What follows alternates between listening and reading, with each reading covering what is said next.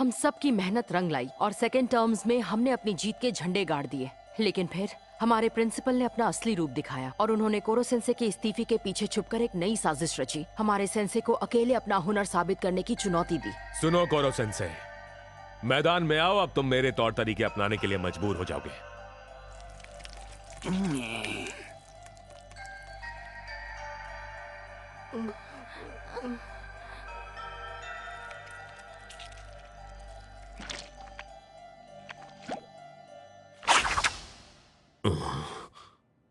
ये मेरे बाएं हाथ का खेल था। खोला, सॉल्व किया, बंद किया।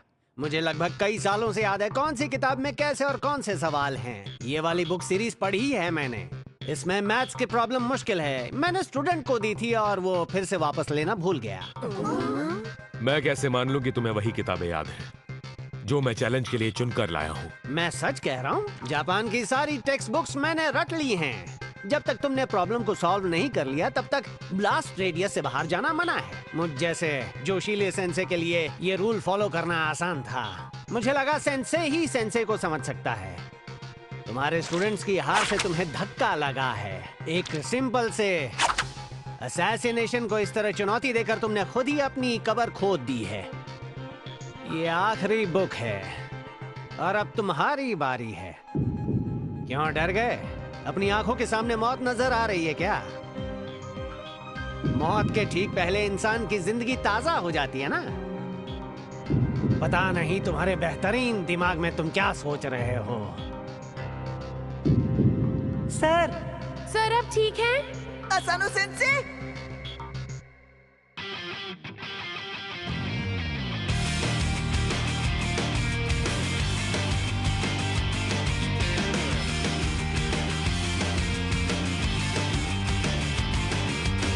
君のことばかり思ってる他のこと見えなくなってる必ずそのハート射止める誓ういけてないのは古い話惜しまぬ努力もしたんだし無茶ぶりもクリアしてきたはずいける自信満ちる調子ついたその時いつだってこうやって突き落とされてしまうのさ辛辣でシリアスな君の声が刺さってくる何千回何万回僕の気持ち形にして打ち込んで投げ込んでだけど君は逃げてくだけ Question Question 僕は Question Question 一体 Question Question 君の何をしていたの Question Question どうして Question Question 君は Question Question こんなに近くて遠いのだろう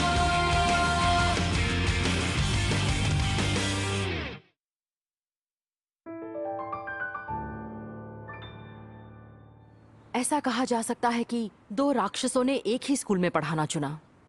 एक अपनी ताकतों का प्रायश्चित करने लगे और दूसरे ने अपनी कमजोरियों का प्रायश्चित करना चुना। इकेदा, तुम आज भी मुझसे जीतने में नाकाम रहे। डील याद है ना तुम्हें? अच्छे बच्चे हो ना, जाओ जाकर पढ़ाई करो। अरे आपको हराना तो नामुमकिन है। आप लाजवाब हैं असानो सेंसे। अच्छा असानो सेंसे, क्रैम स्कूल खोलने के लिए आपने पहाड़ पर छुपे हुए खंडहर जैसे स्कूल को ही क्यों चुना? मैंने सुना है आपने अपनी ग्रेजुएशन किसी फॉरेन यूनिवर्सिटी से की थी। मुझे लगता है आप यहाँ पर पढ़ाकर अपना टैलेंट, पैसा और टाइम तीनों बर्बाद कर रहे हैं सर। नागाई सीखा हुआ नॉलेज जिंदगी में कभी वेस्ट नहीं होता। रोज ये पहाड़ चढ़ना हमारी चुस्ती और फुर्ती के लिए बहुत फायदेमंद होता है। और पैसों का क्या? स्कूल से तो आपको प्रॉफिट नहीं हो रहा है। फिक्र की कोई बात नहीं है मोरिसा। मेरे स्टॉक्स की इन्वेस्टमेंट सारे नुकसान की भरपाई कर देते हैं। मैं मार्केट अच्छे से जानता हूँ और बिना ध्यान दिए भी पैसे कमा सकता हूँ। इसी ही महीने मैंने सिर्फ स्टॉक्स की मदद से 5 लाख कमाए। आप तो सुपरमैन हैं। माना कि आप सुपरमैन हैं, लेकिन आप पढ़ाई के मामले में काफी सख्त हैं। हमें पढ़ाने के लिए आप कौन सी स्ट्रेटेजी का इस्तेमाल करेंगे? एक ही फॉर्मूला है कि आप सबको अच्छा स्टूडेंट बनाना है, लेकिन सबकी अच्छाई की परिभाषा अलग अलग होती है। जैसे इकेडा की हाई एनर्जी अच्छी है, मोरी का स्मार्ट होना बहुत अच्छा है, नागाई की अच्छी मेहनत और लगन उसका प्लस पॉइंट है, लेकिन तुम सबकी अच्छाइयों को और बेहतर बनाने के लिए एक टीचर होने के नाते पहले मुझे तुम्हारी सारी अच्छी क्वालिटीज के बारे में जानना होगा। मैं सिर्फ इसलिए परफेक्ट हूं क्योंकि मुझे परफेक्ट बनना पड़ता है। मेरी प्राइवेट क्रैम स्कूल का पहला दिन तो बहुत अच्छा बीता। वो तीनों मेरी नई टर्म के पहले स्टूडेंट्स थे। पहाड़ों में बसी शांति का फायदा उठाकर मैं उनकी शक्तियों पर और काम करूंगा। दिलो जान से मेहनत करूंगा। पढ़ाई से जुड़े मेरे सारे सपने पूरे करूंगा। अरे मैंने तुमसे कहा था ना देखकर चलना। अब चलो हटो यहाँ से। अभी अभी हम क्लास से बाहर आए और तुमने बदमाशी शुरू कर दी। पता है मैं एक बहुत बड़ा बास्केटबॉल प्लेयर बनूंगा। दिन भर किताबों में घुसकर बैठे रहना मुझसे नहीं होगा। सपनों की तरफ छलांग लगाओ। इकेदा, मेरे साथ खेलना चाहोगे? सिर्फ तुम और मैं। क्या ख्याल है? मैं इतना काबिल नहीं हूँ कि आपके आगे जीत पाऊँ। ऐसा मत सोचो। हाँ, ये सच है कि मुझ में कुछ ऐसी खूबियां मौजूद हैं जो तुम में नहीं है। लेकिन ये बात भी सच है कि तुम में कुछ ऐसी खूबियां हैं जो मेरे पास नहीं है। माफ करना नागाई। It's okay. खामियां तो सब में होती हैं, लेकिन इन्हीं खामियों पर मैं काम करना चाहता हूं। तुम्हारी खामियां भी ताकत बन सकती हैं और तुम्हें दुनिया में नाम कमाने के लिए काबिल बना सकती हैं। मैंने दिन रात एक करके अपने लेसन प्लान्स को तैयार किया और 1 साल के अंदर ही मेरे स्टूडेंट्स मानो उभरते सितारों की तरह चमकने लगे। ये क्या है?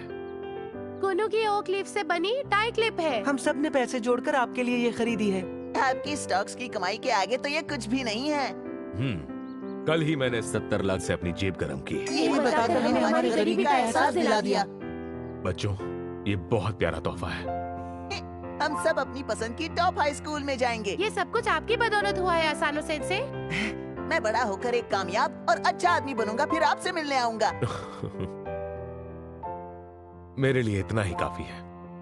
तुम सब सचमुच बहुत अच्छे स्टूडेंट्स बन गए हो। मेरा रेज्यूमे और मेरा ट्रैक रिकॉर्ड देखने के बाद कई सारे पेरेंट्स मुझ पर भरोसा कर अपने बच्चों को मेरे पास भेजने लगे। 3 सालों के बाद मेरे क्रैम स्कूल में बच्चों की हलचल थी। ओह, 3 साल कहां गए पता ही नहीं चला। तुम्हारी आवाज सुनकर अच्छा लगा इकेदा। काफी दिनों से आपसे बात नहीं हो पाई। आप तो कामयाबी की ऊंचाइयां छू रहे हैं। हाँ, ऐसा ही समझो। तुम कैसे हो? हाँ, मैं भी ठीक ही हूँ। बस जानना चाहता था कि आप कैसे हैं। वही स्कूल और पढ़ाई चल रही है। तुम सुनाओ, क्या कर रहे हो आजकल? उम्मीद है पहले की तरह तूफान नहीं मचा रहे हो। अरे नहीं, बिल्कुल भी नहीं। मैं सबका बहुत ध्यान रखने की कोशिश करता हूँ, बिल्कुल जैसा आपने मुझे सिखाया था। लगता है आप बहुत बिजी हैं। मैं बाद में कॉल करता हूँ। स्टॉक्स के पैसे से एक डिनर तो आप खिला ही सकते हो। बाय। अगले हफ्ते मैं काम के सिलसिले में उसके इलाके में जाने वाला हूं। सोच रहा हूं शायद उससे मिल लूं।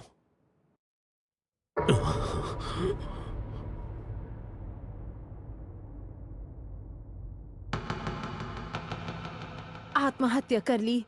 लोग तो यही कह रहे हैं। उसकी बास्केटबॉल टीम में कुछ नालायक सीनियर प्लेयर्स थे। उन्होंने इसे बहुत बुरी तरह से पीटा। सिर्फ इतना ही नहीं, उन्होंने तो उसके पैसे भी चुरा लिए। मासूम सा बच्चा था, जूनियर हाई में था, तब से ही अच्छा लड़का था। उन सीनियर्स के खिलाफ आवाज उठानी चाहिए थी, शायद वो बच जाता। आखिर मैंने इन बच्चों को पढ़ाया ही क्या है? अच्छे स्टूडेंट्स बनाने चला था मैं। 3 सालों में मर गया। क्या हासिल कर लिया अच्छे स्टूडेंट बनके? अगर मैंने स्टूडेंट्स को मजबूत और ताकतवर नहीं बनाया तो कोई फायदा नहीं मेरे टीचर होने का। पर सवाल यह है कि ताकतवर होना आखिर होता क्या है? दूसरों को यह सिखाने से पहले मुझे खुद ही ताकतवर होने के बारे में सब कुछ जानना होगा। उस दिन के बाद मैं सफर में बहुत तेजी से आगे बढ़ा। मैं दुनिया में मौजूद सारी शक्तियों के बारे में जितना सीख सकता था सीख लिया। मैंने मेरे स्टूडेंट्स के हथियारों से दोस्ती कर ली, उन्हें बहकाने लगा और उन सबको जुए की जानलेवा लत लगा दी। मैंने ब्रेन वॉश के हुनर का पूरा इस्तेमाल किया और बर्बाद कर दिया उन्हें। मैंने एक और स्कूल खोल लिया और यह स्कूल जो मेरी कमजोरी का प्रतीक बन गया था, उस स्कूल में कमजोर बच्चों के लिए कोई जगह नहीं थी। मुझे सिर्फ मजबूत बच्चे चाहिए थे। ऐसे मजबूत बच्चे जो किसी भी हालत में अपने आप को बचा सके, फिर भले ही उन्हें किसी का खून क्यों ना करना पड़े। इस मुकाम तक पहुंचाने के लिए मुझे और पैसे और ज्यादा स्टाफ दोनों की सख्त जरूरत थी। अगर ये मेरे बच्चों को पढ़ाने में काम आएगा तो मैं किसी भी हद तक जा सकता हूं, सिर्फ इसलिए ताकि मैं कम से कम एक बच्चे को मजबूत बना सकूं। लेकिन इस वक्त ना तो मेरे साथ कमजोर बच्चे हैं और ना ही मजबूत बच्चे। सामने है तो बस मौत का न्योता।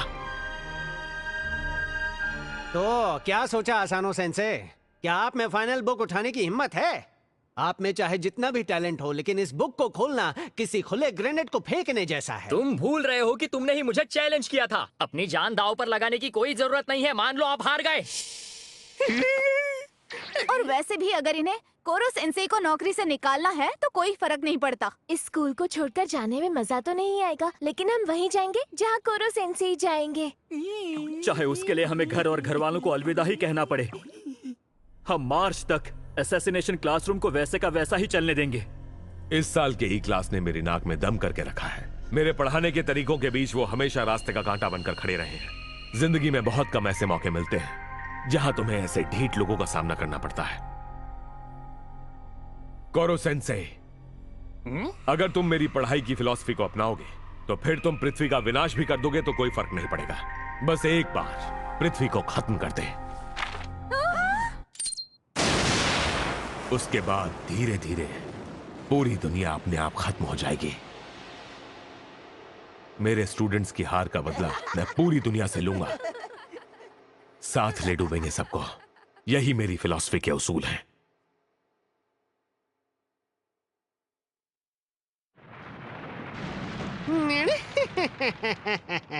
तुम्हें पता नहीं मेरे पास अपने मॉल्ट की ताकत है, जिसका इस्तेमाल तुम महीने में एक बार करते हो, है ना?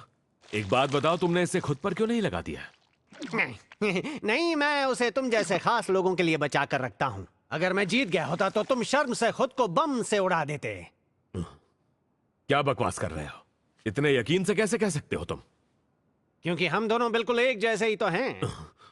पढ़ाई के मामले में हमसे ज्यादा जुनून किसी में नहीं। मैं गया था तुम्हारे क्रैम स्कूल के स्टूडेंट से मिलने, उनका हाल पूछने, तुम्हारे बारे में उनकी राय जानने और ये पूछने की एग्जाम के दौरान क्या हुआ था। दरअसल बात यह है कि पढ़ाई को लेकर तुम्हारे और मेरे उसूल हमेशा से एक जैसे रहे हैं। बस मेरी किस्मत तुमसे बेहतर थी क्योंकि मैं ई क्लास के बच्चों को पढ़ाता रहा। ये सारे मिडिल क्लास के बच्चे हैं और कड़ी से कड़ी ट्रेनिंग के लिए तैयार रहते हैं और एक दूसरे को पढ़ाने का जज्बा रखते हैं। अगर तुम मेरी पढ़ाई वाली फिलॉसफी अपनाओगे ना तो तुम पृथ्वी को तबाह भी कर दोगे तो भी किसी को कोई फर्क नहीं पड़ेगा। हम तो बस एक दूसरे को सलाह दे सकते हैं बच्चों के मामले में। और प्रिंसिपल असानो, जहां तक मेरी समझ है, ई क्लास आज जो कुछ भी है सिर्फ आपकी वजह से है। आप इस स्कूल में पढ़ाते रहे हैं क्योंकि अब वो आपकी रूह का हिस्सा बन चुके हैं। आपके बिना यह अधूरा है। हम यहाँ पर जान लेना बिल्कुल नहीं सिखाते। हम मारने को बढ़ावा नहीं देते बल्कि जिंदगी जीना सिखाते हैं। मेरी राय में हमें अपने पढ़ाने के उसूलों और अपनी फिलॉसफी को कायम रखना चाहिए और लगता है कि इस तरीके को और आगे बढ़ाना चाहिए। जब तक तुम बाहर खेलना चाहो तब तक ठीक है, लेकिन किसी को डराना नहीं। बच्चों का जन्म खेल कूद करने के लिए हुआ है, पढ़ाई करने के लिए नहीं। चलो एक डील करते हैं। तुम दिन भर में जब चाहो बस एक बार मुझ पर हमला कर सकते हो। अगर तुम मुझे बॉल से मारने में कामयाब रहे तो तुम्हारी क्लास से छुट्टी। क्या बात है, वादा करते हो सर? हाँ। देखिए सर, आपको किया वादा पूरा करना पड़ेगा। अब बिल्कुल भी पीछे नहीं हट सकते। हाँ, मेरी फिलॉसफी हमेशा से सही दिशा में ही थी। पिछले करीब 12 सालों में मैंने कई स्टूडेंट्स को बाहर की दुनिया के लिए सक्षम किया है, लेकिन आज पहली बार तुमने मेरे इस सिस्टम को मान्यता दी है। अब मैं ई क्लास को इस स्कूल में रहने की इजाजत दे सकता हूँ। कमाल करते हो, हार मानना तुम्हारी फितरत में है ही नहीं। और हाँ, एक और बात, क्या मैं कभी कभार आकर तुम्हें मार सकता हूँ? हम मना कैसे कर सकते हैं?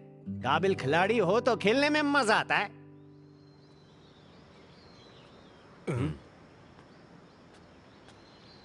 कब तक आप खुद को दिलासा देते रहेंगे? आपकी शक्ल बता रही है कि आप दोबारा हार गए हैं डैड। यहाँ आने की कोई खास वजह, सानो-कुन? बस ऐसे ही सोचा कि अपने लूजर बाप का मूड ठीक करूंगा और बदले में कुछ पैसे मिल जाएंगे। उसके बाद किसी महंगे रेस्टोरेंट में एक बढ़िया सा डिनर करूंगा। ओहो हो, फिर चाहे तो मुझ पर डोमेस्टिक वायलेंस का केस ही क्यों ना कर दो। तुम मेरे सामने कभी नहीं जीत पाओगे, चाहे तुम जिंदगी में कितने भी काबिल बन जाओ। इतने दावे के साथ कैसे कह सकते हैं? क्योंकि मेरी काबिलियत भी बढ़ती ही जाएगी, एक टीचर के किरदार में। और एक पिता के किरदार में भी। एग्जाम में अव्वल आने के लिए हमें रिवॉर्ड मिलना चाहिए ना? मैं भूल ही गया था। मैंने वादा किया था कि आपको अपनी सबसे बड़ी कमजोरी के बारे में बताऊंगा, है ना?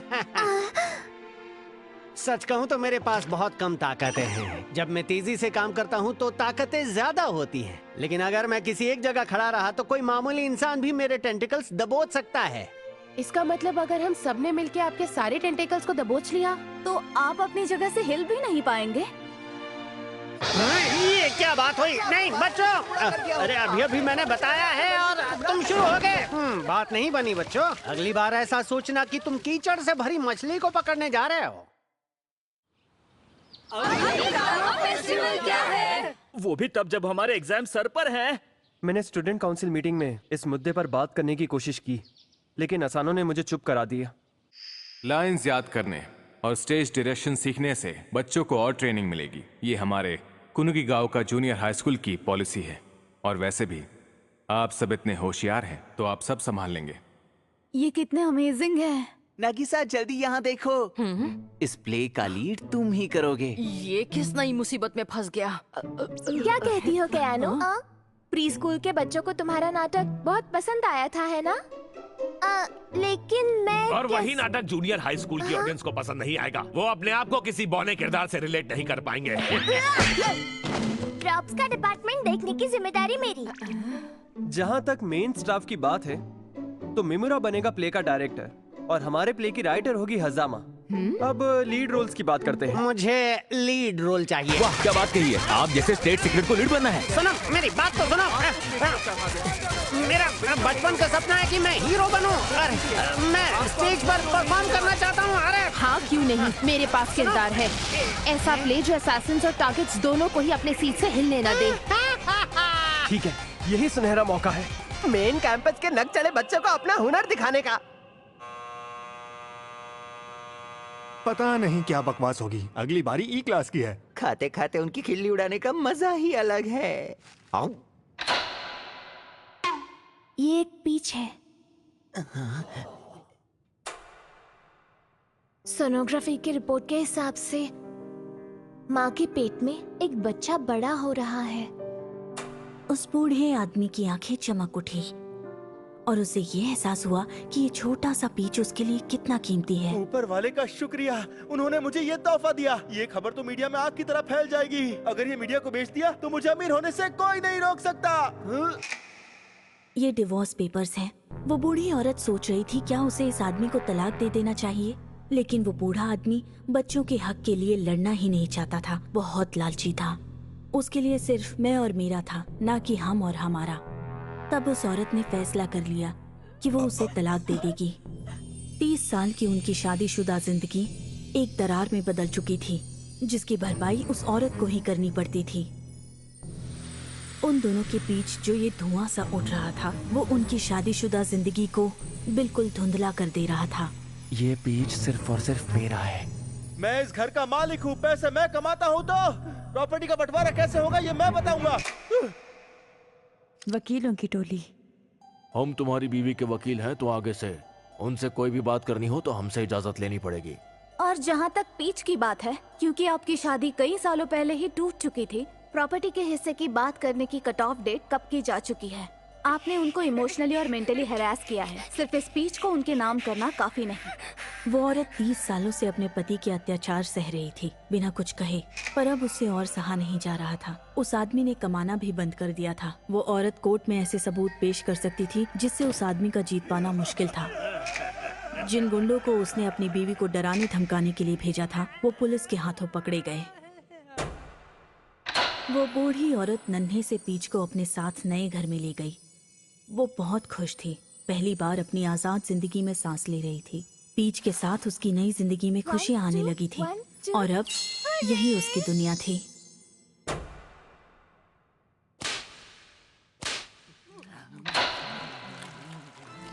एक कुत्ता, एक बंदर और एक गुलाम। उन्हें देखकर लगता है कि उन्हें लोगों पर हमला करने की ट्रेनिंग दी जा रही है। वो जंगली जानवर अपना खाना खाते गए और अपने मालिक का हुक्म मानते गए। इस कहानी में सबसे खतरनाक वो बूढ़ा आदमी था जो पैसों की लालच में अंधा हो गया था। ये कहना ठीक होगा कि हम सब के अंदर आइलैंड ओनेगाशिमा का मॉन्स्टर कहीं ना कहीं बसा हुआ है। जल्द ही वो नन्हा सा पीच इस दुनिया में आने वाला है। क्या उसके अंदर भी वो मॉन्स्टर बसेगा? ये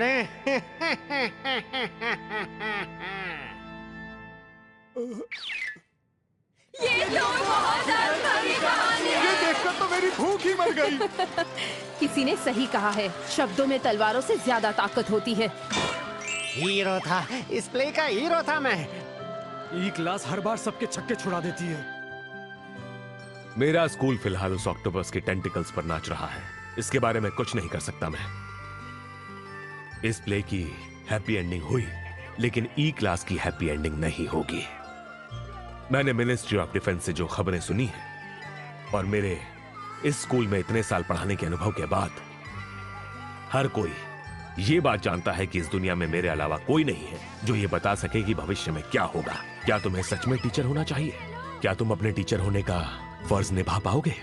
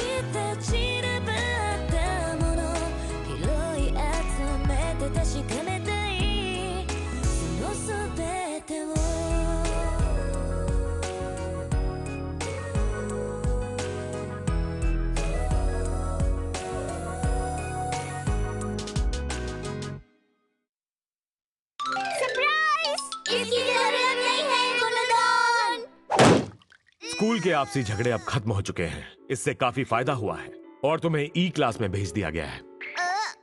आप सब चले जाइए यहाँ से। मैं आप जैसा नहीं, सबसे अलग हूँ। बेरोजगारी की जय हो। Good bye.